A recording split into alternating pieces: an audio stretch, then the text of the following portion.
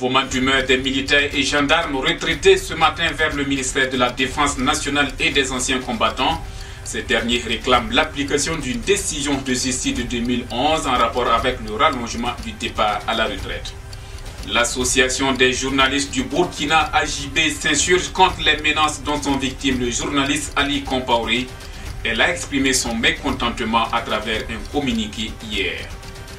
Il s'est ouvert ce matin à Niamey, dans la capitale nigérienne, la deuxième conférence extraordinaire des chefs d'État de l'autorité de développement intégré de la région du Liptako-Gourma.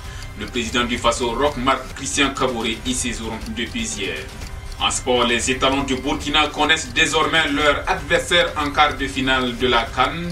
Il s'agit de la Tunisie, victorieuse hier soir du Zimbabwe par 4 buts à 2. Mesdames et messieurs, voilà pour la une du journal de ce mardi 24 janvier 2017 sur la radio B24.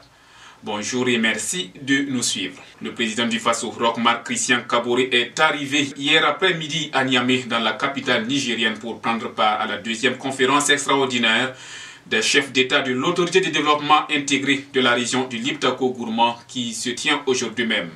Lors de cette conférence extraordinaire, le président Kaboré, son homologue du Mali Ibrahim Boubacar Keïta et le président nigérien Mahamadou Issoufou discuteront des préoccupations communes aux trois pays, telles que les questions de sécurité, de lutte contre le terrorisme, le grand banditisme, la criminalité transfrontalière et de développement.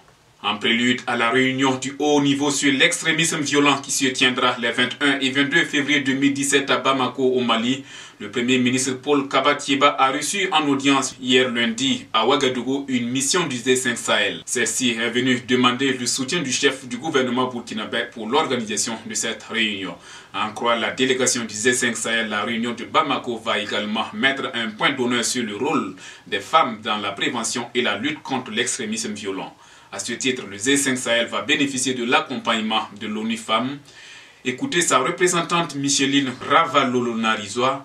Elle se réjouit du fait que la réunion de Bamako sera la première instance qui va discuter de manière spécifique du rôle des femmes dans la prévention et la lutte contre l'extrémisme violent. Les femmes ont été considérées comme la partie vulnérable de cet extrémisme. Or, il se trouve que les femmes, de plus en plus, deviennent des actrices de l'extrémisme violent. Donc le dialogue est important dans la mesure où nous allons discuter à travers les résultats de l'étude qui a été commanditée par ONU Femmes, de voir l'aspect quantitatif et qualitatif du rôle des femmes dans cette prévention de l'extrémisme violent. Des alertes qui circulent depuis le 22 janvier 2017 sur les réseaux sociaux font croire à l'existence de faux numéros de série sur les billets de 10 000 et de 5 000 francs CFA et des différences sur les dimensions des billets mentionnant les lettres A, N, S et T.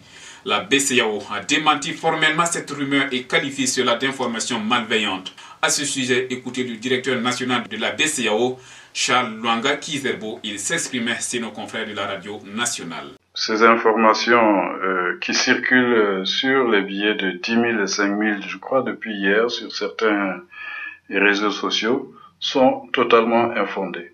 Les allégations sur certaines lettres ou certains éléments d'identification, même sur la taille des billets, toutes ces informations sont dénuées de tout fondement. Donc le message est très clair.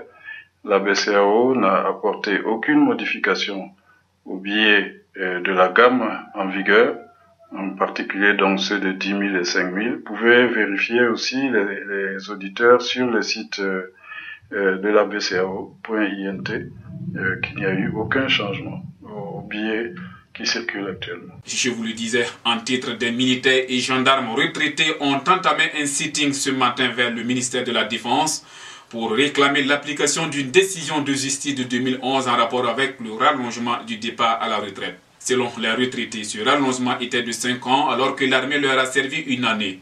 Ils réclament ainsi une indemnité compensatoire pour les 4 ans. Aux dernières nouvelles, une délégation des retraités tente d'entrer en contact avec les premiers responsables du dit ministère. La gendarmerie a dressé une barrière à environ 500 mètres du ministère de la Défense avec un dispositif dissuasif, a constaté Burkina 24. L'ONG IRC Burkina Faso, en collaboration avec le ministère de l'Eau et de l'Assainissement, l'ONG WaterAid et la Fondation Kimi, a initié une campagne de solidarité citoyenne pour l'accès aux toilettes, baptisée Faso Toilettes. Le lancement de cette campagne qui est intervenue hier lundi a été présidé par l'époux du chef de l'État, Sika Kabouri. L'objectif est d'atteindre 100 000 toilettes d'ici à fin 2017. Sika Kabouri revient en détail sur cette campagne. Se soulager est un besoin primaire de tout être humain.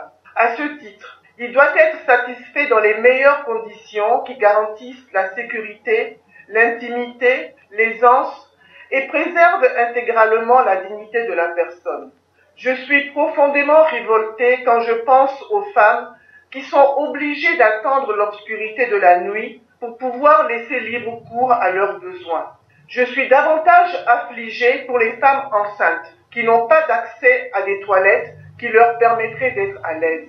Je suis attristée par la situation des personnes du troisième âge qui, à l'instar des femmes enceintes, ne peuvent plus s'accroupir pour se mettre à l'aise et quand elles y parviennent, ne peuvent plus se redresser.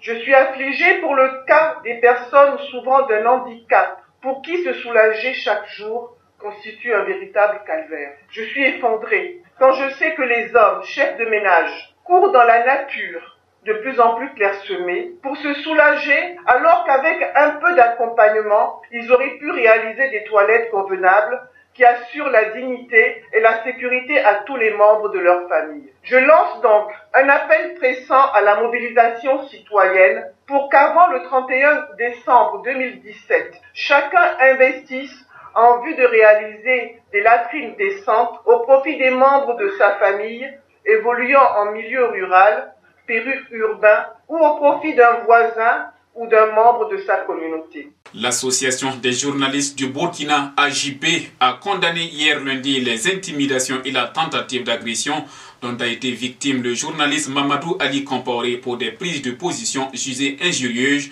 envers le chef de l'État par ses invisibles détracteurs. Selon l'AJP, le 19 janvier 2017, deux inconnus ont menacé Mamadou Ali Compaoré à quelques pas de son domicile de lui casser les jambes s'il n'arrêtait pas d'insulter le président du Faso et de lui manquer du respect. Le communiqué de la fêtière des journalistes précise que Ali Compaoré, journaliste à la télévision nationale du Burkina, est également victime d'intimidation via des coups de fil et livrés en pâture sur une radio de la place.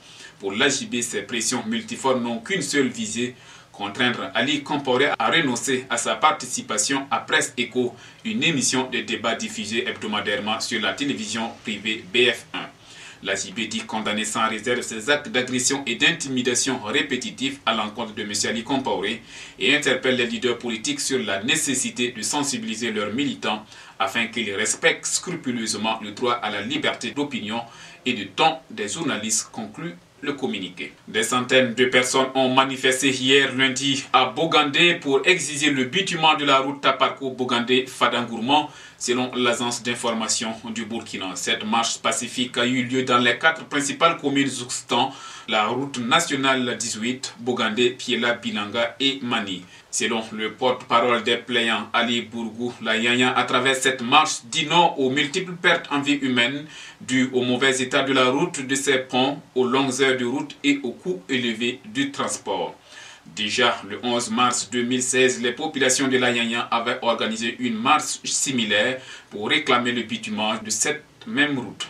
La veille, dimanche 22 janvier dernier, plusieurs centaines de personnes avaient également manifesté à Fadangourmand pour réclamer le bitumement du tronçon coupé la Fadangourmand jusqu'à la frontière du Niger. Hors de chez nous, en Gambie, le nouveau président Adama Barrow est toujours attendu à Banjul. Le président élu se trouve toujours à Dakar et son entourage affirme que les conditions de sécurité sont encore insuffisantes 2 jours après le départ en exil de l'ex-président gambien Yaya Jammeh.